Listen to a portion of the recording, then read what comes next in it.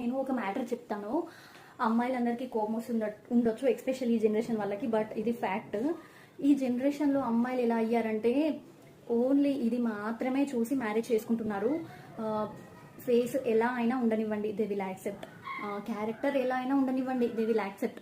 But ఇది ఉంటే చాలు అని అనుకుంటున్నారు. నాకు తెలిసిన వాళ్ళలోనే నేను ఇంతమందిని చూశాను. ఏంటంటే డబ్బులు, ఆస్తులు ఉంటే చాలు, దాదాపు 50% అందరు ఇలాగే అయ్యారు. బట్ ఇది అసలు కరెక్ట్ కాదు.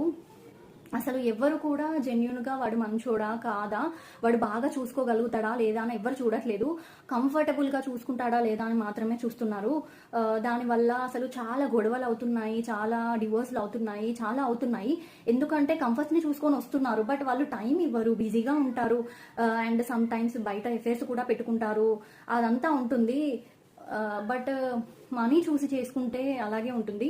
ఎప్పుడైనా ఒక్క సజెషన్ ఇస్తాను, మీరు హార్ట్ అబ్బాయి నిన్ను జీవితాంతం ఉన్న దాంట్లో ప్రేమగా చూసుకోగలుగుతాడా లేదా అని మాత్రమే చూడండి. డబ్బు అవసరమే, డబ్బు చాలా అవసరం. బట్ ఎప్పుడైనా వాళ్ళ టైం మనకి ఇవ్వకుండా డబ్బు ఎంత సంపాదించినా కూడా డబ్బు మాత్రమే ఉంటుంది. ఒక 60 years తర్వాత వెనక్కి తిరిగి చూసుకుంటే డబ్బు మాత్రమే కనిపిస్తుంది. వాళ్ళతో స్పెండ్ చేసిన మూమెంట్స్ కానీ, ప్రేమగా మెదిలిన క్షణాలు ఏవి ఉండవు. ఏంటి కాస్ట్లీ సోఫాస్, కాస్ట్లీ బట్టలు, కాస్ట్లీగా ఇవే ఉంటాయని.